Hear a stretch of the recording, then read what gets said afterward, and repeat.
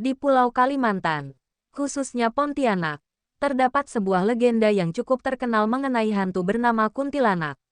Kuntilanak merupakan sosok hantu perempuan yang konon dihidupkan oleh roh perempuan yang meninggal saat hamil atau saat melahirkan.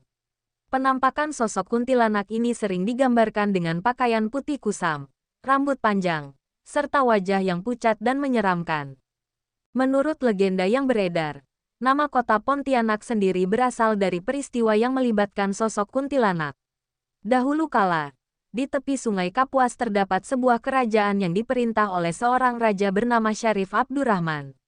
Suatu hari, Raja Syarif Abdurrahman mendengar tangisan seorang wanita yang sangat menyedihkan dari arah hilir Sungai Kapuas.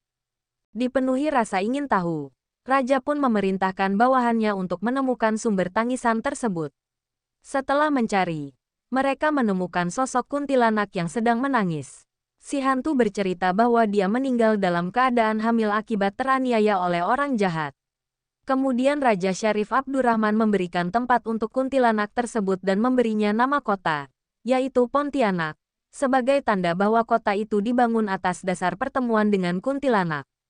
Seiring berjalannya waktu, legenda kuntilanak semakin berkembang dan memiliki banyak variasi.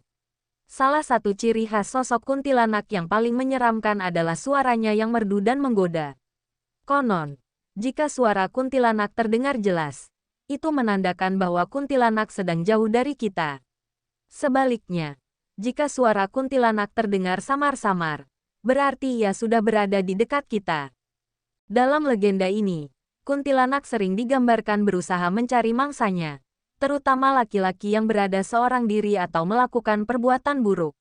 Setelah berhasil menjerat mangsanya, kuntilanak akan mencabik-cabik tubuh dan menghisap darah mereka. Sampai saat ini, legenda kuntilanak di Pontianak masih menjadi bagian dari tradisi dan kepercayaan masyarakat setempat.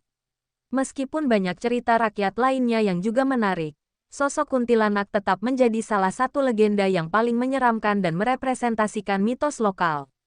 Dan ini adalah salah satu cerita seram kuntilanak. Simak yuk. Kisah-kisah kuntilanak memiliki berbagai tingkatan ketakutan yang tergantung pada detail dan penggambarannya. Berikut adalah contoh kisah kuntilanak yang cukup menyeramkan. Suatu malam, seorang pemuda yang baru pulang dari bekerja lembur mengendarai sepeda motornya melintasi jalan pedalaman yang sepi dan gelap. Di sisi jalan, banyak pohon tua dan bangunan terbengkalai, termasuk pohon besar, yang menurut desas-desus setempat, merupakan tempat bagi kuntilanak. Saat melewati pohon tersebut, pemuda itu melihat sosok wanita berpakaian putih dengan rambut panjang yang menutupi wajahnya, berdiri di tepi jalan. Dia mencoba mengabaikan sosok tersebut dan melanjutkan perjalanannya, tetapi tiba-tiba saja merasa kerasukan dan tertarik untuk kembali ke tempat itu. Pemuda itu, terkendali oleh keinginan tak terbendung, kembali ke pohon itu dan mendekat ke sosok tersebut. Saat melihat wajahnya, dia menyadari bahwa sosok itu adalah kuntilanak, dengan senyum mengejek, mulut penuh darah, dan mata yang menyeramkan. Sebelum pemuda itu sempat bergerak, kuntilanak itu mengeluarkan tangisan keras yang menusuk gendang telinga dan mencengkeram pemuda tersebut dengan kekuatan luar biasa. Kemudian kuntilanak itu mencabik-cabik tubuh pemuda malang itu, mengatakan bahwa banyak orang telah mengganggu tempatnya selama ini dan ia tidak bisa merasa damai. Setelah menghabisi korban terbarunya, kuntilanak itu menaiki pohon besar itu lagi, menunggu orang berikutnya yang berani melintasi jalanan sepi tersebut. Kisah-kisah kuntilanak dalam tradisi setempat bervariasi tergantung pada wilayah dan komunitas yang menceritakan kisah tersebut. Berikut adalah 6 contoh kisah kuntilanak dalam tradisi di berbagai daerah. Kuntilanak pelindung. Di beberapa daerah, kuntilanak dipercaya sebagai penjaga atau pelindung. Mereka menjaga tempat-tempat tertentu, seperti pohon besar, pohon beringin, atau kuburan, dan hanya menyerang orang yang berusaha merusak tempat yang dilindunginya. Masyarakat lokal yang hormat dan tidak mengganggu tempat itu biasanya tidak akan diganggu oleh kuntilanak. Kuntilanak sebagai hantu pengantin. Ada kisah tentang kuntilanak yang dihubungkan dengan kejadian pernikahan. Misalnya, jika ada pengantin perempuan yang meninggal pada malam sebelum pernikahannya, rohnya bisa berubah menjadi kuntilanak. Kuntilanak ini akan meneror pemuda di kampung, mencoba mencari pengganti pengantin yang telah hilang.